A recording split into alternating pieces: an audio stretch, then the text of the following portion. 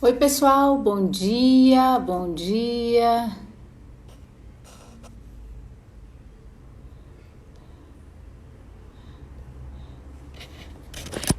Hoje a gente tem a honra aqui na BDT de receber o professor Luciano Tim. Peraí, que ele já está entrando.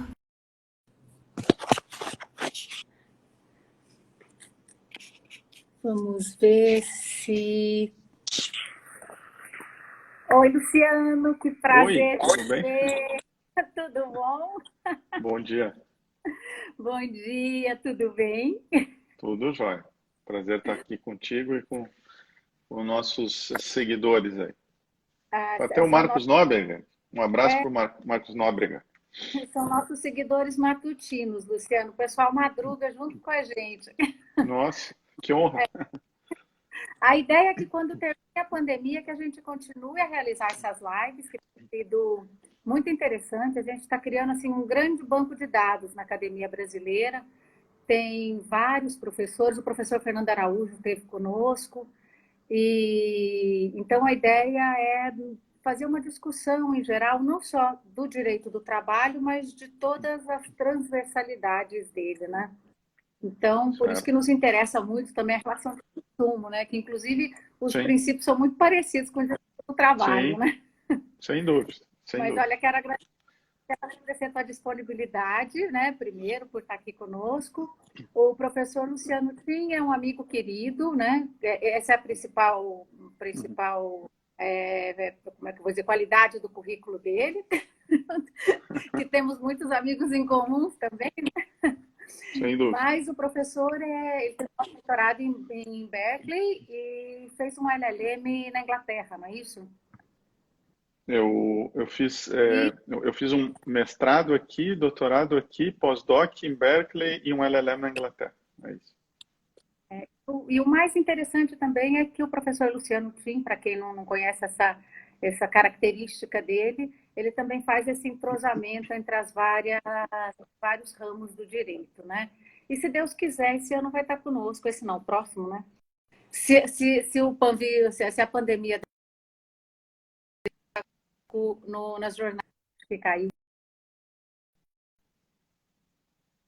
de Lisboa, né, Agora professor? Que a estou com gente mais sempre tempo. também se encontra na Faculdade de Direito de Lisboa. Acho que caiu um pouco, não é? Eu te perdi um pouco, mas agora voltou.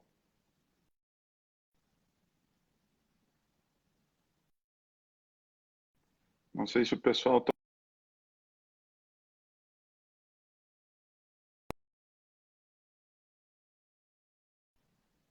Probleminhas tecnológicos. Bom, nós estamos aqui para discutir a questão para bater um papo, na verdade, né, sobre a questão das relações de consumo. E me permite, professor Luciano, mas eu vou entrar num assunto muito que nos é muito caro, né, na verdade, que é a questão da análise econômica do contrato, né? O professor Fernando Uhum. Araújo foi um dos grandes precursores dessa teoria, né? E, Sim, inclusive, quando a gente conversou com ele aqui na academia, ele falou muito com relação a essa questão da crise e vamos dizer assim, das intercorrências nos contratos de consumo, principalmente na sim. questão das companhias aéreas das empresas de eventos em geral, turismo e etc. Como é que o senhor vê tudo isso, hein? Como que a gente vai fazer a adaptação de tudo isso? Porque, na verdade, é um mercado que vai ser altamente atingido, né? Inclusive, a OIT tem um estudo que ela acaba de lançar e diz que os setores mais atingidos são economia, prestação de serviço em geral, né? Comércio, quer dizer, Sim, economia, turismo, comércio, manufatura e alimentação em geral, né? Alimentação mais ligada à questão de bares e restaurantes, né? E, sim. obviamente, que isso aí, claro, vai respingar não só no consumidor e também vai acabar interferindo aí nas relações de trabalho. Muita gente já fechando aí estabelecimentos, né? Como que Sim. tudo isso vai ficar com relação ao consumidor? E como é que é essa análise que a gente pode fazer? Bom, em primeiro lugar, professora Tereza, obrigado pelo honroso convite de estar aqui, debatendo um tema que me acompanhou aí ao longo do último ano e meio, e sendo que nesse semestre agora, ele foi tão intenso que, de fato, ele valeu como se fosse um ano, né? Justamente por conta de todas as medidas aí relacionadas ao Covid. De fato, um evento como esse, absolutamente imprevisível, salvo se entendermos que, de fato, a cada 10 anos a China produz um vírus que acaba. Produz no sentido não evidente intencional, mas se a gente pegar nos últimos 20 anos, houve três, não diria pandemia, mas vírus assim que tiveram uma contaminação. Então vai chegar a hora de os economistas começarem a modelar isso, né? Inclusive porque agora já há alguma regularidade, né? Porque o difícil da previsão é que ela sempre precisa olhar para o passado e jogar para frente, né? Então nós tivemos a gripe suína, a gripe aviária, agora essa né, do Covid, enfim. Então, só faço essa ressalva de que, verdade que uma pandemia, de fato, só foi a gripe espanhola, mas há vírus já de repercussão, epidemias, né? Teve o Ebola também, mas aí foi na África. Enfim, vamos ter que começar, talvez, a contemplar esse tipo de coisa até nos contratos de seguro, por exemplo, que começa a não ser, então, quem sabe aqui, estou pensando academicamente, né? Tão imprevisível. Mas, de fato, há um entendimento de que foi um evento bastante imprevisível, pelo menos os efeitos. E aí sim, se entendermos que a pandemia por si só não foi um fato imprevisto, de força maior, os atos de governo daí decorrentes me parecem força maior e caso fortuito, né? Porque a partir do momento em que governos vão lá e fecham o comércio, não tem como as empresas prestarem seus serviços e então um efeito devastador, né? Isso está mapeado já pelo Banco Mundial também com projeções e é difícil fazer projeções porque de novo, né? Você não teve recentemente algo parecido para poder projetar. Vi alguns econometristas estatísticos, inclusive, colocando em xeque essas modelagens sobre a própria Covid, porque elas não se baseiam em algo parecido, né?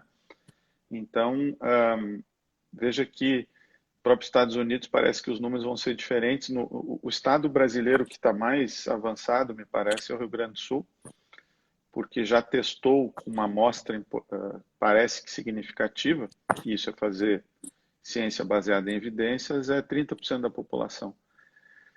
E por isso que está em condições de já começar com algumas medidas flexibilizadoras, enfim, em algumas cidades, porque não, de fato é difícil assim, você parar todo um estado 2, 3 meses, porque o efeito é devastador, né? Então, bom, quando a gente fala em transdisciplinariedade, uma interessante que foge à minha área que é a medicina e a economia. Você tem aí, hoje tem um campo da medicina que me foge o nome, mas que essa, como nós temos o Law in Economics, tem essa parte de, acho que é medicina por evidência, uma coisa assim. Bom, mas o fato é que esses setores de aviação, turismo, eles são os que foram atacados mais fortemente e que demorarão mais tempo a recuperar, por razões óbvias. Está cada vez mais claro que esse vírus não vai terminar amanhã, né? De fato, não se sabe cientificamente quando que isso termina. Já há até discussões sobre se ele pode reincidir, né? Então, sim. Então, quem é que vai querer pegar um avião agora e fazer turismo nesse momento? Mas Você parece que até até tem uma pode. recomendação da Organização Internacional do Turismo também, para que as pessoas não viajem, não é isso? Sim,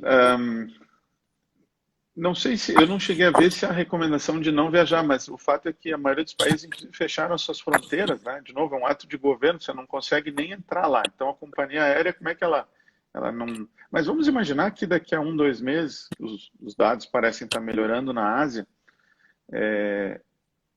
Eu hoje, sendo muito sincero, eu não pegaria um avião e iria para a Ásia, né? Ficar 24 horas dentro de um avião e depois fazer turismo, eu não, sinceramente, assim, tem várias discussões sobre esse vírus, enfim, de fato, mas assim, vamos imaginar que a maioria das pessoas, né,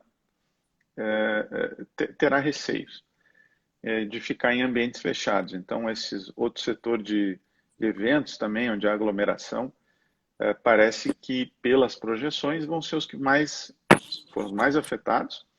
Imagina que as companhias aéreas perderam 80%, 90% da receita. Então, qual é a empresa que sobrevive a isso, né? Não quero fazer um... Eu vou ser muito sincero, eu temo por um retorno ao passado brasileiro pré-privatização, assim, de pouquíssimas empresas, um alto grau de concentração, porque acho que corremos o risco de não termos 3 empresas de aviação. E talvez a forma com que as empresas encontram de sobreviver é a concentração, né?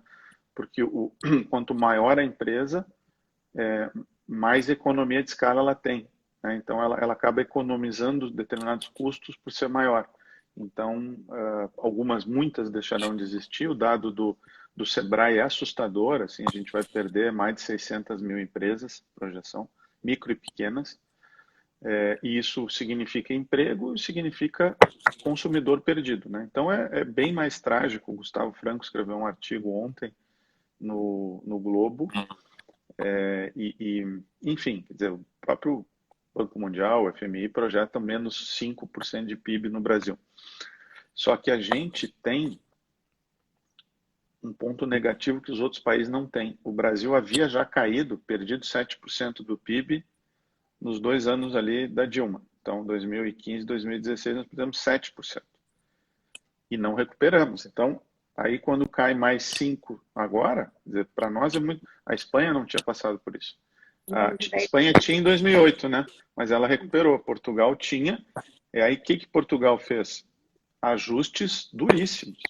Só que recuperou. Nós não estávamos no meio de fazer os ajustes. Tinha só passado a reforma da Previdência, tinha a reforma administrativa, tinham outras tributárias que precisavam ser feitas esse ano, que Portugal e os outros países fizeram. E então, assim, eu acho bastante assustador o cenário. Mas, voltando aqui ao tema, então, qual é o grande dilema quando você... isso eu vi até numa palestra, eu convivi bastante com o pessoal do direito do trabalho quando comecei a falar de mediação, né, e arbitragem nessa área. E apanhei muito, por sinal, mas faz parte da academia. Mas ouvi numa palestra do ministro do Supremo, do TST, que me chamou a atenção, porque ele disse que tinha visto um caso em que havia uma dupla vulnerabilidade da empresa muito pequena e do empregado. Era um caso que ele relatou de um pequeno restaurante, né? Quer dizer, o próprio dono do restaurante hipossuficiente ou vulnerável.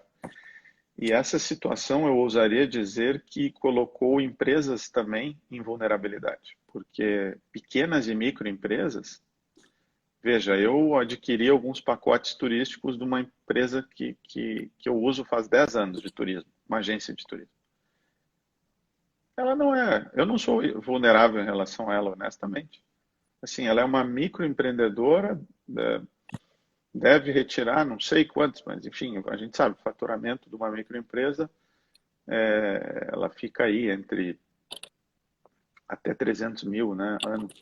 Então, dizer que essa pessoa é uma fornecedora e eu sou um hipossuficiente, numa situação dessas, porque a situação é muito simples, Tereza. O agente de viagens, ele vende, retém a comissão, e quem está com o dinheiro não é ele, é o hotel, se ele tiver que devolver, e essa é uma particularidade do Brasil, todo o dinheiro, porque ele está na cadeia, não tem dinheiro. Falta, de fato, caixa. Não vai pagar ninguém, vai quebrar do mesmo jeito. Então, assim, eu fui criticado por alguns mais radicais porque a gente fez um termo de ajustamento de condutas, mas, no fundo, pensando em ferramentas, digamos assim, econômicas e pragmáticas, ou seja, Como é que eu garanto os direitos do consumidor numa situação em que as empresas estão com risco claro e evidente, com todas as informações que temos de quebrar? E as empresas apavoradas, e eu não justifico a atitude delas, mas a gente que estuda a teoria do comportamento, né, a gente sabe que o cérebro tem dois sistemas, né, o emocional e o racional, sistema 1 e sistema 2. Num momento de crise, como o atual, que as pessoas estão com medo de morrer, e é justificado, o sistema 1 está muito forte. Então, as empresas estão agindo muito emocionalmente, os consumidores. Então, a gente tem que criar um alinhamento de incentivos para sair do sistema 1 e para o 2, para as pessoas tomarem decisões mais racionais. Então, cabe ao governo fazer isso, né? Isso está no livro do Sustin, né? Nudges. A gente tem que criar uma arquitetura de decisão para facilitar a melhor escolha. As empresas estavam apavoradas com perder caixa, começaram a querer cobrar uma remarcação de passagem numa situação em que é óbvio que o consumidor não está querendo remarcar, não é porque ele quer, ele não consegue, tá? Os aeroportos estão fechados. Então, nós seguimos a seguinte linha. A melhor nudge seria remarcação gratuita. E foi duríssimo conseguir isso das empresas, né? As aéreas, depois de 2 semanas, toparam, as nacionais, as estrangeiras não toparam. Estou vendo vários amigos aqui, até o Arthur Dalmarco da BD. O Juliano Langaro também. Da academia tem que eu vi passar aqui, Gilberto já falou oi, acho que o Jubim também, é que foi passando, mas eu estou prestando atenção no que eu estou falando. Um bom dia atrasado nosso para quem está entrando agora. Bem, um abraço aí a todos. Uma honra estar aqui com vocês. Mas, então, nós tínhamos que criar um nudging, né? Então, nos pareceu naquele momento, e no auge da pandemia, bom, difícil falar do auge, mas assim, daquele momento em que todo mundo percebeu o que estava acontecendo, a remarcação gratuita, para criar um nudge, porque aí o consumidor não se sente enganado, ferido, né? E você já está com o sistema emocional, o cara quer te cobrar para remarcar o negócio, você não... Então, isso a gente conseguiu com as aéreas. Depois a gente usou essa mesma lógica para as empresas de turismo Isso e de tudo foi eventos. feito com termo de ajustamento, Luciano? Foi tudo feito Sim, com a termo de gente fez. ajustamento de conduta? Sim, nós fizemos com termo de ajustamento, depois vieram MPs, né, medidas provisórias, porque depois que a gente passa por Brasília, a gente fica com uma visão de como é que funciona, é muito demorado. Aparentemente, uma medida provisória é uma coisa rápida, mas não é. Por exemplo, a medida provisória do turismo, ela é concebida no Ministério do Turismo. E quem redige os documentos não são secretários. Secretários, isso é uma outra coisa que a nossa faculdade de Direito, na sua grande maioria, não ensina, né? Um secretário, ele é um gestor público, ele precisa fazer política pública, ele não é um jurista, ele não é um advogado que está lá para aplicar a lei ao caso concreto, usando procedimentos retóricos, né? Você tem que tomar, por isso que eu digo que tem que ser baseado em evidências, né? Você tem que tomar decisões pensando no futuro, baseado em dados. Então, quem redige documentos é a AGU, né? E a AGU, ela fica dentro de cada ministério, que é a consultoria. Então, quem redige uma MP, de fato, é uma consultoria jurídica, a AGU do Ministério do Turismo, vai para o Ministério da Justiça, é analisado do termo de política pública pelos gestores, como eu, mas pela consultoria jurídica do Ministério da Justiça, e vai para a Casa Civil. Então, é um processo muito longo, no fundo, para a urgência. Há muitas ineficiências na burocracia governamental, muitas. Eu que venho do setor privado, fico horrorizado com o grau de ineficiência, mas com todo respeito à burocracia estatal, mas ela precisa evoluir muito, mas comparado com... Claro, e eu não digo que governo é igual a uma empresa, não, ele persegue outros fins, mas eficiência tem que ter nos dois, né? E eficiência, obviamente, o nosso público sabe, não é lucro, né? É só resultados mesmo. Mas, então, os TACs andaram mais rápido. Então, a gente evoluiu com termos de ajustamento de condutas. Eu sempre envolvi o Ministério Público, que é fiscal da lei, para dar transparência, né? Para que, enfim, tivesse a certeza de segurança jurídica também. Então, publicamos, enfim, passou também pela nossa conjura. Então, foram os taxas. Depois veio a medida provisória. Teve uma feita pela infraestrutura sobre aviação, né? Mas que não conferia aos consumidores. Ali nós perdemos a batalha, no sentido né, entre infraestrutura e justiça nós perdemos, então só ficou o direito ao reembolso, mas depois nós avançamos no TAC, e aí garantimos o direito à remarcação gratuita.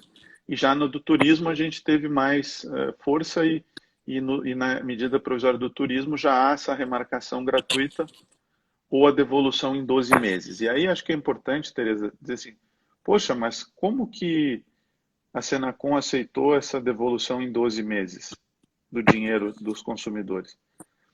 Primeiro porque as empresas também sofreram força maior. Elas também não conseguiram prestar. Não foi porque elas quiseram.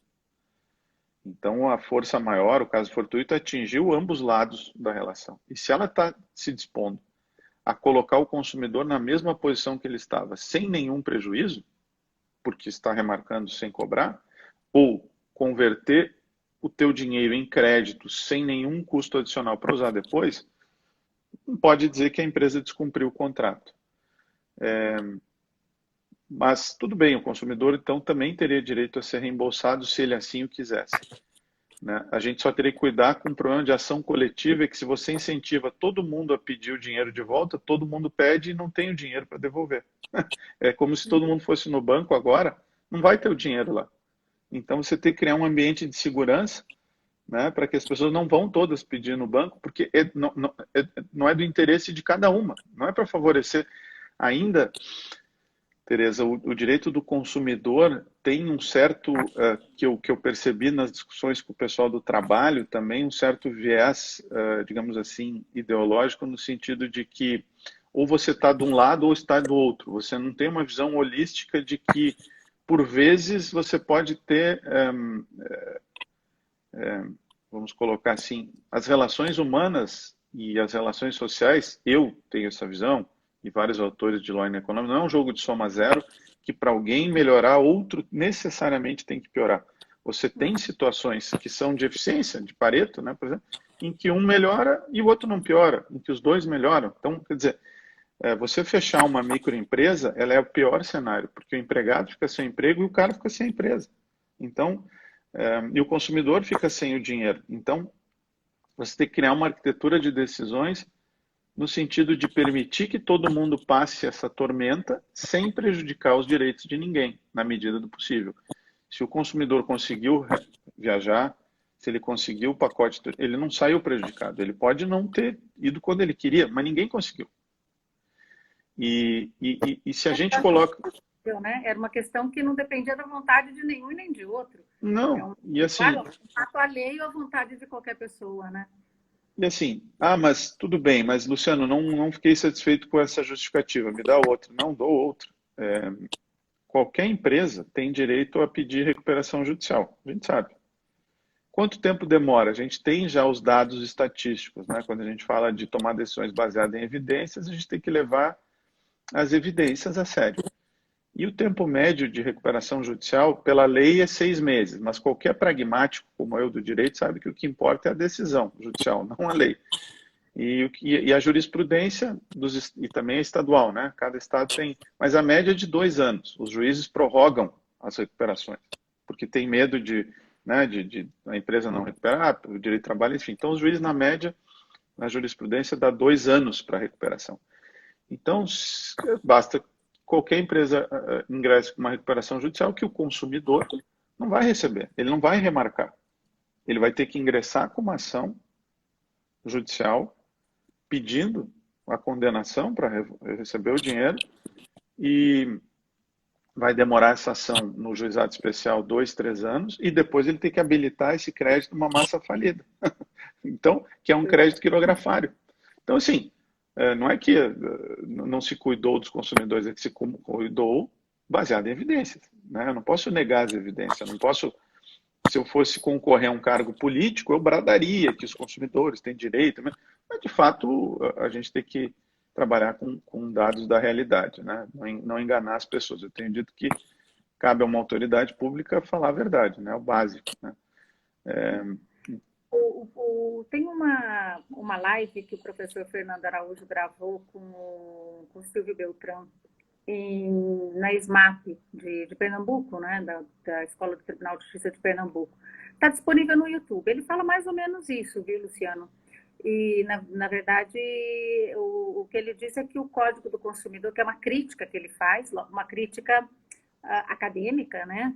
Que o Código do Consumidor acabou criando uma distorção, e eu achei muito interessante isso, que foi com relação à questão da hipossuficiência, não é? Porque ele fala para ele que a hipossuficiência é uma situação volátil. Então, inclusive, ele dá o exemplo das aéreas. Ele fala assim que agora nós estamos diante de uma situação em que as grandes companhias aéreas, elas estão numa situação de fragilidade e de hipossuficiência perante o consumidor. Não é?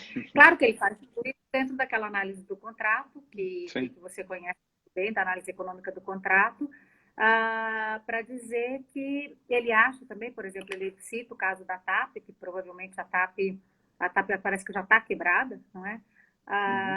E outras companhias aéreas vão quebrar.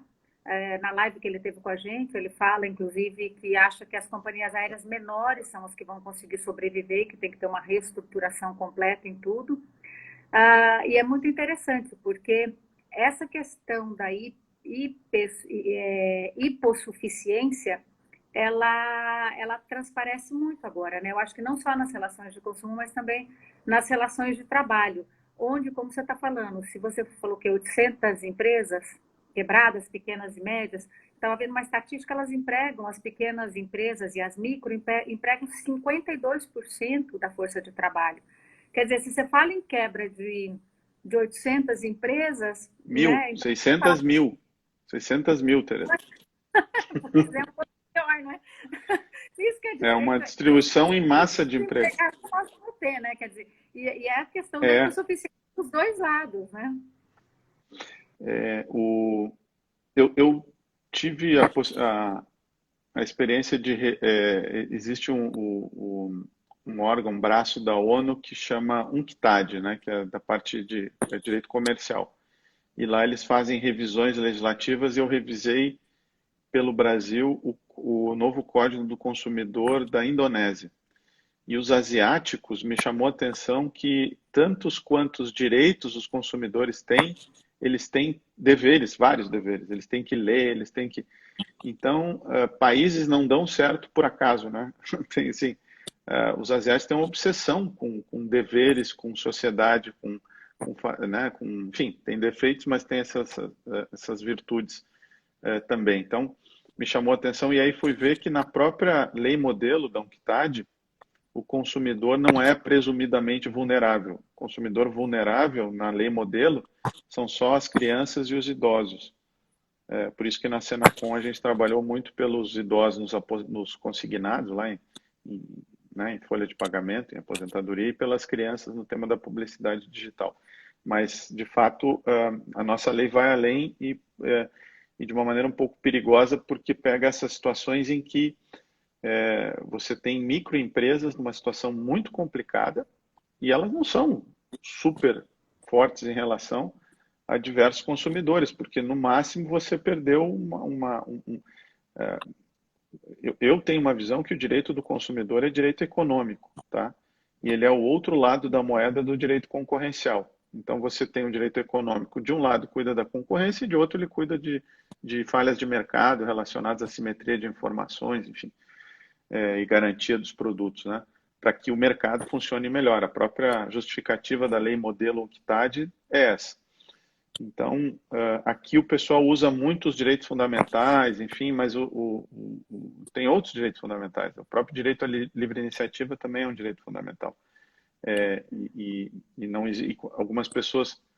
Luciano, então você está dizendo que a empresa é mais importante? Eu não disse isso. Né? Então, de fato, nós precisamos achar soluções diferentes para problemas complexos. E qual é o problema, Tereza? Que nós não fomos treinados na faculdade a pensar assim, porque a nossa faculdade ela é muito dogmática, né? Só te ensinam conceitos. E se você tem uma mente muito dogmática e conceitualista, você não está aberto para construir uma coisa nova. Eu tive a experiência justamente de estudar na Inglaterra e depois nos Estados Unidos, em que o sistema, a própria faculdade não é dogmática, eles ensinam o direito a partir de casos. Então, ela é problemática, né? Você ensina o aluno como que uma corte resolveu um problema, mas ela poderia ter resolvido de outro jeito. Porque o direito não é fechado, dogmático, encerrado. Você tem que... Como é que uma situação de pandemia dessa? Não, porque segundo o jurista tal... Não dá, sim, né? A gente tem que ter uma... Não, porque já está consolidado na melhor doutrina. Não, por favor, não é assim que a gente vai resolver um problema complexo desse. Né? Ô, Luciano, Porque já tem duas ensinava... questões aqui. Não, eu vi aqui uma, Tereza, sobre mediação, né? Não, então, tem Quando a duas. gente... Uma, o Lauro Campos pergunta da mediação e o Vicente Malheiros, que inclusive o Vicente Malheiros que puxou todo esse assunto, viu, Luciano? Ele começou, ele é um confrade nosso da academia, lá do Pará, desembargador, excelente. Daí ele começou a falar, e daí ele entrou na relação de consumo. Eu falei, pois nós vamos chamar o Luciano Tim, que vai resolver todos os nossos problemas. Também está perguntando se o PROCONs poderia fazer isso, mas eu lembro que você comentou comigo que parece que o Senacom disponibilizou uma linha direta, que é possível fazer tudo digital, não é isso? As reclamações e chegar a uma Bom, conciliação por um bom, meio. vamos lá. Primeiro, quando eu disse desse problema, tem um livro de um neurocientista de Harvard, que é o Joshua Green, que eu achei o melhor livro que eu li nos últimos tempos. Recomendo a leitura, né? Tribos Morais. E o que o Green fala é que as convicções, elas ficam no sistema 1, né? Convicções morais e dogmáticas, jurídicas, elas ficam no sistema 1, tá? Nas tuas convicções, como ampla defesa, devido... não fica no lado pragmático que faz conta, né? Então, está no lado das convicções. Então, quando você propõe algo novo, por exemplo, em direito do trabalho, vamos usar arbitragem, você ataca o sistema 1 das pessoas, das convicções morais. Então, é muito difícil que ela aceite qualquer coisa porque ela verá como uma ameaça. E assim no direito consumidor também. Se você propuser algo diferente, vai atacar o sistema 1, que é o sistema moral das convicções. E aí impede que a gente faça conta, que a gente pense nas consequências, e fazer isso, só pensar isso já seria uma coisa moralmente condenável, entende? Então, é o que ele explica no livro. Só que, se eu conduzir políticas públicas baseado no sistema 1 de convicções, e é por isso que ele diz que o mundo hoje está muito difícil, porque se você pega um liberal e um conservador e quer discutir aborto, cada um vai ficar nas suas convicções, você não consegue avançar. Você tem que começar a pensar em outras formas, né, de debate público. Então, mediação. Sim, quando eu percebi que uma parte importante dos conflitos de consumo derivavam de situações emocionais, sistema 1, as pessoas estão com raiva, aí está ali o filho que está fazendo homeschooling, né? Não pode ir à aula, que também a escola também não consegue dar aula presencialmente. Então as pessoas começam a se irritar com a escola, começam a se irritar com a academia, enfim, porque com alguma coisa você vai ter que brigar, né? Isso é do ser humano. Você está em casa, então as pessoas estão... O professor Marx, a matemática não é uma conspiração neoliberal, definitivamente não. Por sorte existe ela, porque daí o avião voa, né? Se não existisse matemática, se fosse tudo linguagem, como querem alguns, um avião não levantava, não teriam respiradores, não teria penicilina, enfim. Mas, e precisa estatística para ver o que dá certo, o que não dá. Acho que a medicina nos mostrou bastante nessa pandemia o que é o grau de evolução frente ao direito, porque eles fazem as coisas baseadas em evidência, né? Não dá para sair dando remédio se não tem evidência mínima estatística.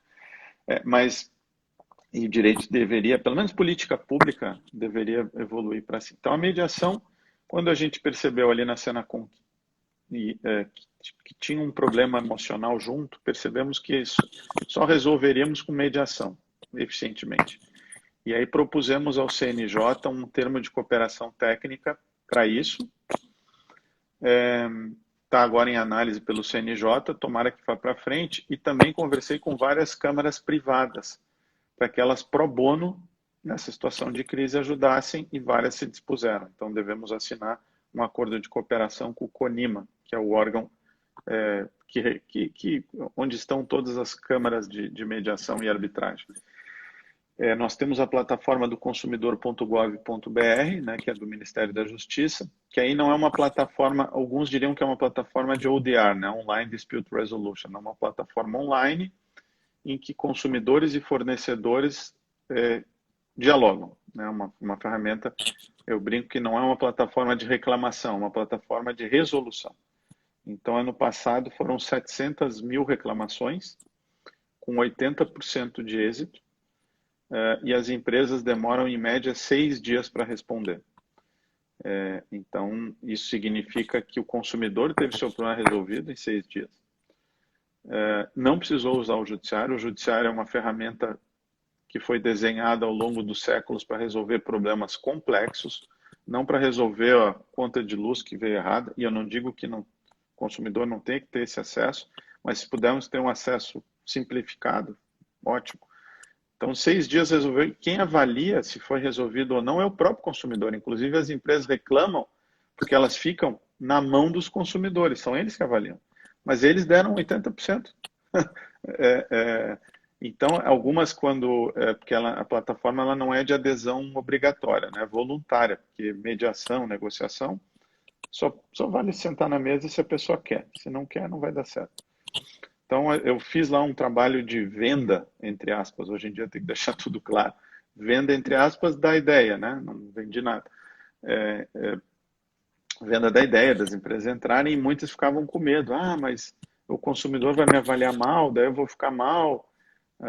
Olha, tem já empresas que estão lá, veja só, tem empresa tal. Hoje, as aéreas brasileiras estão, os bancos, as teles, as empresas de energia, as principais litigantes. E veja, numa conta grosseira, assim, simplificada, 700 mil demandas, se nós resolvemos 80%, foram quase 600 mil ações judiciais que deixaram de entrar. Porque o consumidor conseguiu resolver, ele avaliou positivo, e a gente tem um tracking ali, e o consumidor que faz o acordo ali não entra com a ação depois. Então, a gente no Brasil sempre pensa no pior, né? Não, mas será que o cara não vai entrar com uma ação depois?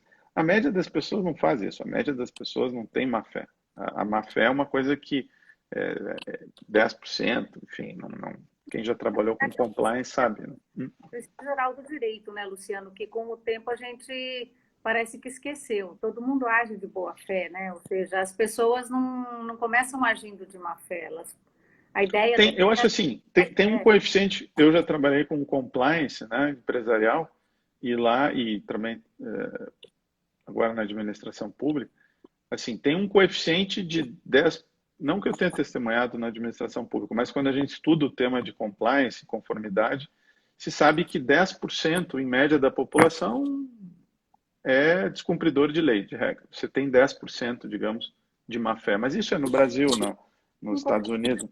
Você tem aqueles 10% na outra ponta que nunca vão descumprir, e você tem ali o meio que joga de acordo com as regras, com a cultura, por isso que a gente tem que ter uma cultura, como diz o ex-ministro Moro, né, de fazer a coisa certa. E se você é pego, você tem que responder, porque senão você cria um ambiente de permissividade, né? Mas, bom, os PROCONs, né? Se os PROCONs poderiam... Eu tentei, durante todo o ano passado,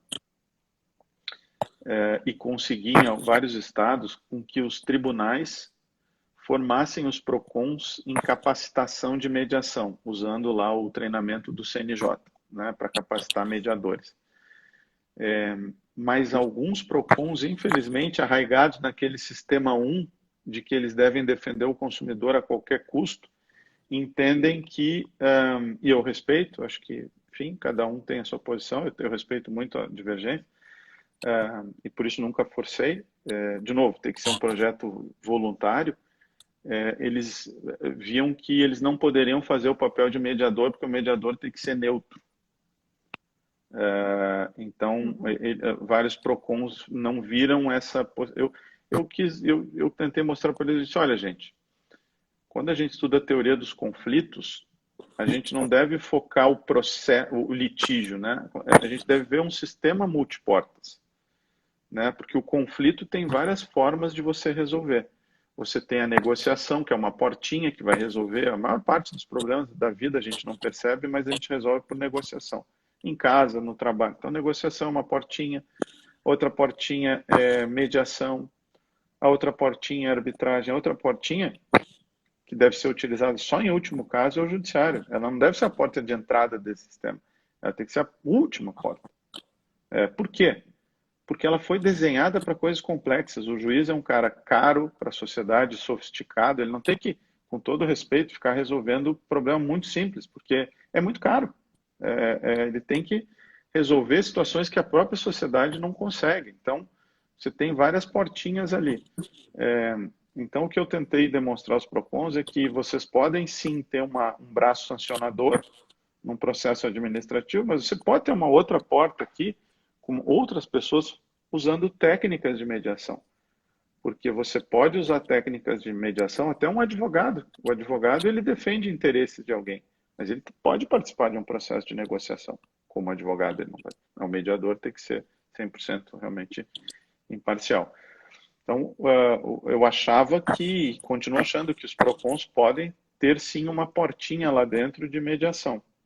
Mas se eles não quiserem, eles têm autonomia federal, né? Cada PROCON é de um ente da federação, eles têm liberdade de atuarem como quiserem. Eu sempre defendi que deveriam sim, mas os PROCONs têm também um bom índice de resolutibilidade, quase tão alto quanto a plataforma. Só que eu acho a plataforma desejável, porque aí é custo zero para o contribuinte, né? As empresas que estão resolvendo. A gente não está atribuindo ao Estado um papel que as empresas podem fazer. Então, eu sempre digo que o judiciário não deve ser o saque das empresas, né? Ou seja, o cara não consegue remarcar um voo, ele vai no judiciário. Não dá.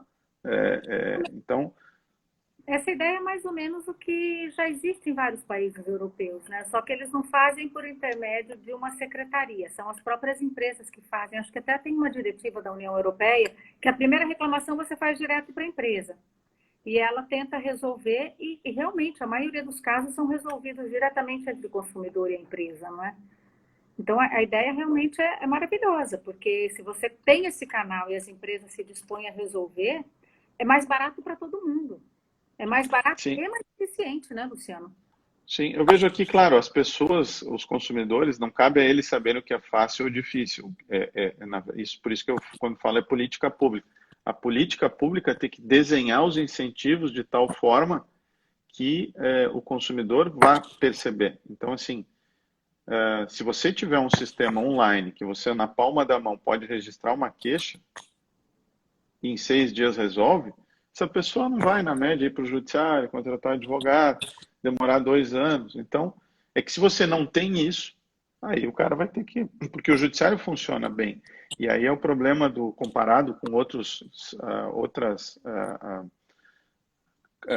áreas do Estado, o judiciário é um núcleo de excelência. Então, por isso que as pessoas antigamente nem tentavam se aposentar no INSS, porque era uma ineficiência absoluta, e aí ia lá, entrava com ação e em 6 meses estava resolvido. Só que não dá para ser assim, não dá para funcionar. O judiciário resolve todos os problemas da ineficiência do Estado. Então, você não tem um leito no hospital, entra com uma ação. Não funciona assim. Simples, é duro dizer, mas não tem como funcionar assim. Então, e aí é um problema que o próprio Fernando Araújo fala, né, de tragédia dos bens públicos. O judiciário é um bem público. E se você, como uma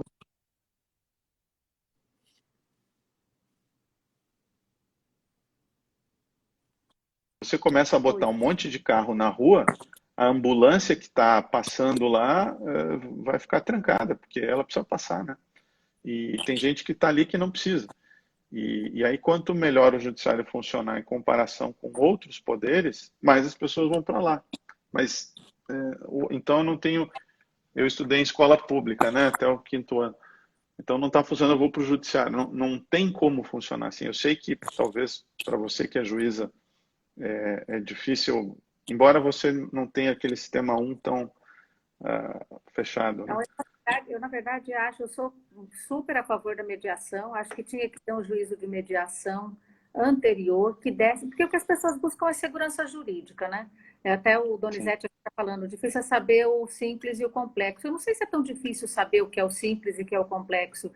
Eu acho que o que as pessoas buscam é segurança jurídica. Tanto é verdade que com a publicação dessas medidas provisórias, essa é a maior prova, o que foi todo mundo atrás? Atrás de como fazer os negócios e não ter uma surpresa lá na frente, né? Eu acho que o mais difícil é a gente conseguir separar o que é oportunismo e o que é necessidade, né? E eu acho, sim, que, por exemplo, os procedimentos sumaríssimo nosso, deveria ir para um juizado especial, um juizado anterior de conciliação e de mediação. Acho que as mediações não têm que funcionar só dentro do judiciário. Eu acho que a gente tinha que ter um sistema mais aberto, mais simples, que pudesse efetivamente garantir o acesso, né? A gente sabe, você melhor que eu, com a formação de árbitros, de mediadores, hoje em dia ela está muito desenvolvida. Então, quer dizer, para a gente conseguir fazer um sistema mais simples e com diversos braços, para que fique no judiciário aquilo que efetivamente tem que ser resolvido por decisão judicial, né? Como você falou, sem desmerecer e sem diminuir outras situações, porque, claro, na esfera de cada um aquilo é a coisa mais importante, Claro. para um sentido de necessária eficiência realmente, não é? Muita coisa no judiciário, 80%, por exemplo, na minha região, é acordo, né? Acordo de coisas muito simples, que o que as pessoas querem ouvir e serem ouvidas, né? O que eu percebo muito na audiência é isso. Às vezes eu levo 2 horas para fazer uma audiência de verba rescisória e daí você fala assim, o que você fez? Nada, ouvi os dois lados. Primeiro fala você, depois fala você. Aí depois que todo mundo desabafa, não é? Aí você começa a fazer a conciliação e a conciliação sai em 5 minutos. Então eu acho que falta muito essa questão do diálogo e quem faz isso é o mediador, não é? Sem dúvida, sem dúvida. E eu não quero também ficar mal interpretado, ou seja, eu não digo que um problema simples ele não é importante, né? Ele é, mas tem forma de resolvê-lo. Se eu resolver em 6 dias e o consumidor, que é o dono do problema, avaliar como resolvido, está resolvido. É que a gente tem que, no Brasil, começar a acreditar mais nos indivíduos, nas pessoas, né, nas decisões que elas podem tomar. E acho que ainda é uma sociedade a nossa bastante autoritária, no sentido que sempre tem que ter alguém, o Estado, alguém que vai intermediar, porque a pessoa sempre vai ser e não vai conseguir se autodeterminar. Bom, na plataforma lá do consumidor.gov.br a gente tem um mapeamento do perfil do usuário e acho que quase 50% tem apenas o segundo grau. E as pessoas vão lá e fazem acordos, enfim, se você... as pessoas conseguem ponderar, enfim, o que é importante para elas. E se a gente não acreditar nessa capacidade das pessoas como sociedade, a gente falhou. Claro que tem que melhorar a educação, claro que tem que melhorar uma série de coisas, não estou dizendo que... Mas as pessoas podem votar, as pessoas devem responder pelas suas escolhas, né? A gente tem que começar a dar ao indivíduo esse papel de responsável pelas suas escolhas. Então, até o pessoal hoje da Secretaria do Trabalho me procurou para usarem a plataforma do consumidor.gov.br para disputas trabalhistas. Seria ótimo. Né? Claro que vai ter que ter uma outra roupagem, não vai chamar consumidor.gov, mas pode ser o trabalhador.gov. Para a matéria, né? Sim, para a pessoa poder ir lá manifestar a sua reclamação contra a empresa e assim, e de fato o que você fala às vezes o que a pessoa busca é um conforto e quando eu digo que o judiciário não pode ser o saque das empresas, é porque a gente tem que fazer a estrutura de incentivos para que o saque das empresas funcione. Então nós estamos em vias, nós contratamos lá no Ministério da Justiça uma consultora, professora, doutora, para nos ajudar a redesenhar o decreto, né, que regulamenta o saque, para que ele seja resolutivo, não para que ele obrigue as empresas a atender em 1 minuto e te dar um protocolo. Isso não é um elemento de incentivos que o saque funciona. E quando o decreto diz o seguinte, empresa, você tem que responder em 1 minuto e dar um protocolo, o que as empresas fazem? Elas fazem isso, mas o que você tem que dizer para as empresas é resolva, não interessa se vai demorar 2 minutos. Então a gente estava em vias de de fazer isso. E acredito que, se houver sequência nisso, até fim do ano, nós vamos ter uma legislação de saque resolutivo, ou seja, vai dizer o seguinte: olha, meu amigo, eu não quero saber o que você faz aí. O que importa é que você resolva 80% das reclamações. E o teu Pronto, né? saque vai ter que ser auditável. Ô, Luciano, é o seguinte, a gente não vai Oi, poder Rafa. falar Rafaela muito tempo. Schallenberger, um abraço. Olha, a Rafaela, e tem o Jobim aqui, já falou um monte de oi, está aqui nos assistindo, né? Oi, Jobim. Tudo bem? E tem acho que é a Nara. Bom, enfim, o que o pessoal quer que você fale, aí eu te pediria se você pode falar um pouquinho sobre a situação das escolas, como é que vai ficar, porque deu muita discussão com relação a isso, das escolas, principalmente das escolas primárias, né?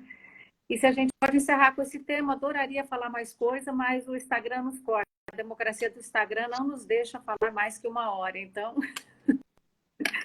se puder terminar As com isso, escolas, né? Sim. Bom, como a é que gente vai fez uma ficar? nota técnica lá atrás. Sim. A nossa nota técnica ela foi bem no início da pandemia, porque a gente já percebia que os pais, com razão, é compreensível, dados com esse tema, porque estavam pagando uma a Nádia cortou, mas acho que eu aqui não, né? Então acho que eu vou seguir falando. Aqui mais gente está cortando. Bom, o pessoal está falando É. aqui, Tereza, o pessoal aqui está Uhum. falando que vários aqui, Nádia, outros que cortou, mas É. você me ouve bem, Então, é só... Tereza? Eu tô te ouvindo. Sim? Tá. Uhum. Bom, ah, então a gente, na ocasião, baseado em evidências, a gente foi atrás dos dados e viu que 70, 80% do custo de uma escola é com folha de salário. Uhum. Ponto. Então, se você manda as escolas darem desconto, é muito óbvio o que vai acontecer, né? A menos, por isso que a gente tomou um cuidado de dizer o seguinte: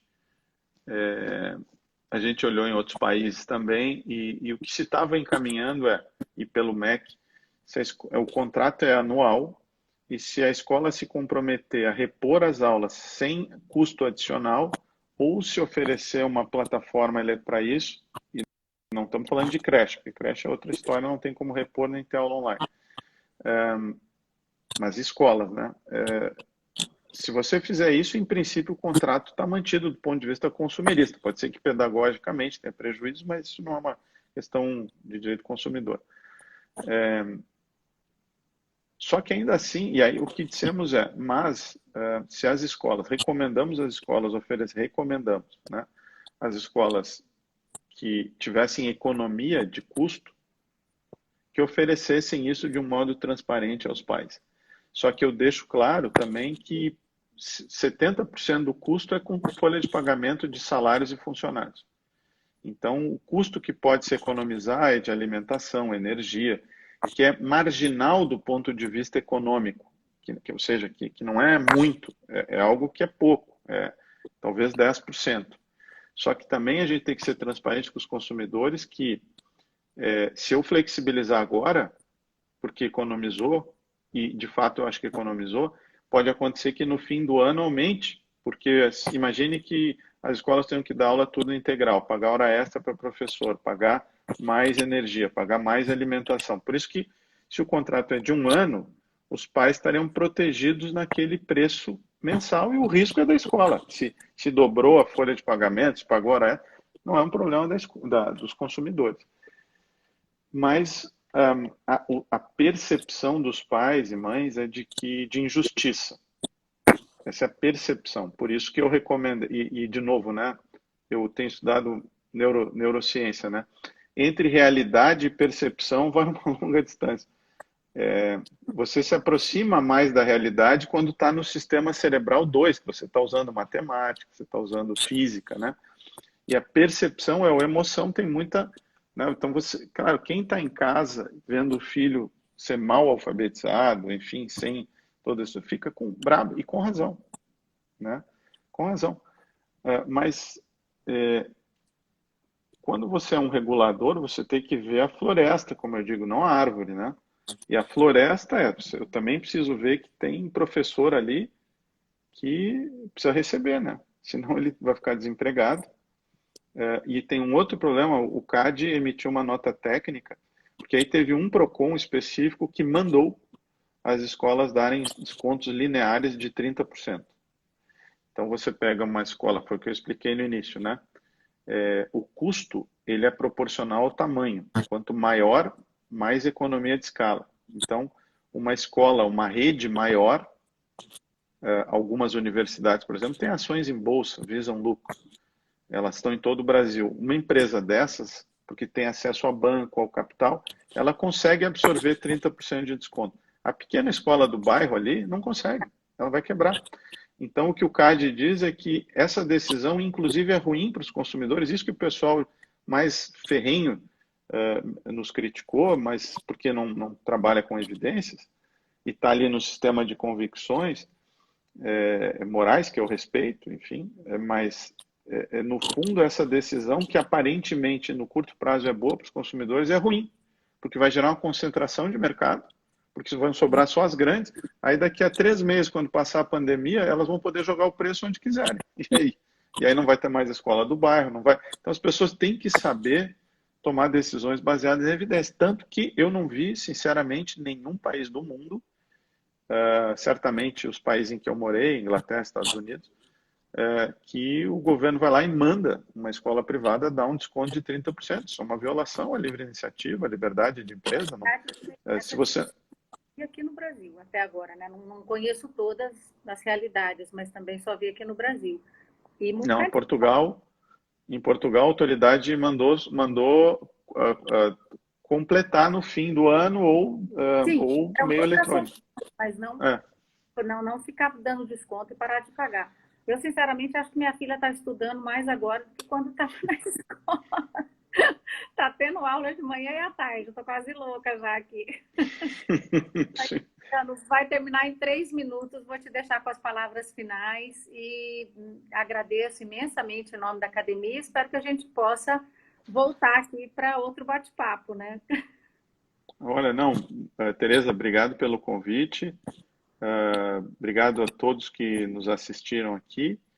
É um prazer estar falando sobre esse tema que me ocupou aí a minha equipe, que é uma equipe muito boa. Eu tive, o ministro Moro me deu muita liberdade de montar uma equipe absolutamente técnica. Eu usei servidores de carreira, muito bem intencionados, numa perspectiva de Estado, né, de formar um grupo de servidores que pudessem seguir um trabalho, porque, de fato, a situação que eu encontrei lá, quando tomei posse, no momento em que havia muita interferência política na Senacom, que não houve agora, e não estou entrando no mérito, enfim, de outros governos, mas foi ruim para o cidadão e para os servidores essa ingerência política, né, que a gente percebe que existe em alguns PROCONs também. Então, o ministro Moro me chamou porque me conhecia academicamente, ele me deu liberdade, a gente fez esse trabalho técnico e desejo muito que esses servidores técnicos possam seguir o trabalho. E a pergunta aqui é rápida sobre câmaras privadas, elas se credenciam. A gente deve assinar hoje com o CONIMA e todas as entidades que integram o CONIMA poderão se habilitar lá na Senacom. Então, Tereza, obrigado. Eu que agradeço. Lembrando que fica gravada, vai para a nossa conta do YouTube. O pessoal pode nos acompanhar pelo canal do YouTube também para poder ver essa entrevista mais tarde. Muito obrigada, Luciano. Bom dia e boa semana para todo mundo. Obrigado. Até logo. Até mais.